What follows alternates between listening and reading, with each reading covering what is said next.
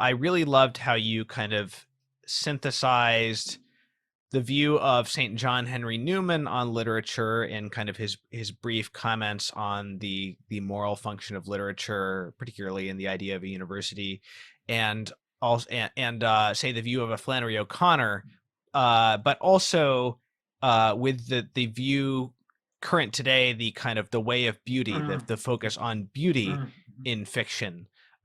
Beauty will save the world. I have to say that that's a phrase that has never quite. Now, I've never even read the book, the Dostoevsky novel from which it comes, but it's this thing that people say, and I remember encountering it first, probably in Gregory Wolfe when I was like, in college or something, and and I'm like, that's cool, but like, I don't know, it never quite clicked with me. Mhm. And then I read Ralph Martin's most recent book. He actually has like a couple of paragraphs on this beauty will save the world idea, and he actually kind of does a pretty good job of taking it apart. Like, it's actually a valuable. Right. I didn't Sure. expect to find it in that book. Right. But like, it's kind of a valuable discussion. He doesn't like completely dismiss, the role of beauty at all, but he kind of points out how this is kind of like there's a sort of like a complacency or like a self-congratulatory Right. aspect to it. I couldn't agree more. Yeah.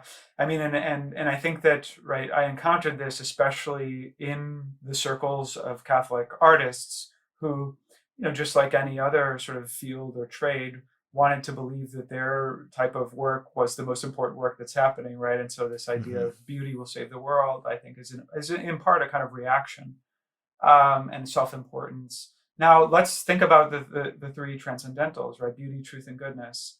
Right. Of course, if we think about the plastic arts or music, if you think about a still life painting, right? If you think about a sculpture, it's obvious immediately that beauty is more of the essence and the nature of what we're beholding.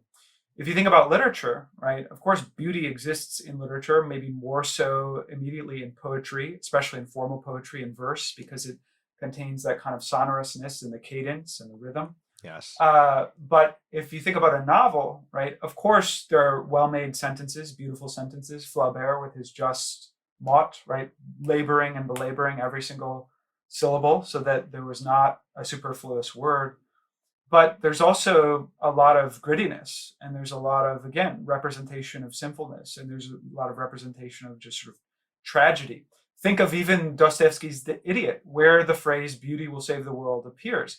In fact, in that novel, it's a friend of Prince Mishkin, the protagonist, who comes up to him and says, is it true, Prince Mishkin, who's the sort of Dostoevsky's experiment in the possibility of there being a sort of good soul? Is it true, Prince Mishkin, that beauty will save the world? I've heard that you've said it.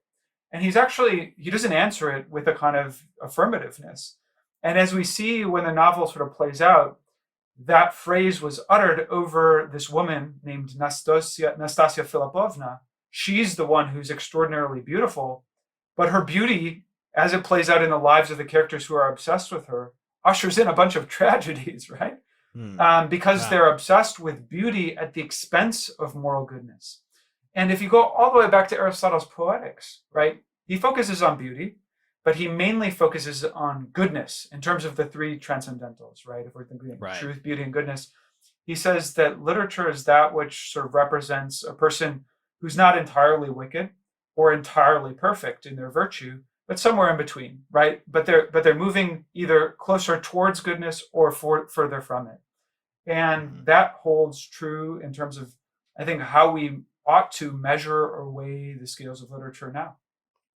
I remember reading Gilson's Forms and Substances in the Arts, which is where he kind of takes some of the stuff he talks about in the arts of the beautiful and applies them to different art forms. So Mhm. there's like chapters on these different art forms. And I remember noticing, this was when I was in college, that uh, the novel is not included. The novel is not given a chapter. I'm kind of curious as to why theater was and the novel wasn't. It'd be interesting to look at that. Yeah. Um, that did strike me, and it's interesting. As a musician, my which is probably like music without words is probably like the purest of like the arts of the beautiful. Right, in that sense. But my other favorite art forms are probably cinema and the novel, which you could probably argue neither of those is strictly speaking an art of the beautiful. I think cinema can be, but Oh, sure. usually isn't. Um, but I wanted to go back to that beauty will save the world thing, just to say something in their defense, because I Hmm. think that a lot of that also comes out of kind of emphasizing the importance of beauty in a Catholic culture that had forgotten its importance. And that's why you would see that, that von Balthasar, you know, quote about the wages of neglecting beauty thrown around a lot as well. And of course, when I was younger, especially, that really had a chip on my shoulder about all that. So I think that there has been a needed, correction in the direction of beauty, probably even where fiction is concerned, because even when you're looking at the novel, I think that with the tendency of Catholic readers of literature to focus on themes, right? I think that refocusing them on beauty plays an important part in refocusing their attention to the particular, which is Absolutely. something that you discuss in this book, Hmm. because it is the beauty, it is the specific form of the novel that lends that gives it its identity, and not just the sort of abstract ideas Yes, that are embodied in it. absolutely. I mean, I was making the case for a moral imagination earlier, and I maintain that case, but I want to make a distinction between a moral imagination and a moralistic imagination. And a lot of Catholics have a sort of moralistic imagination where they want to have the message sort of without having to pass through the particulars.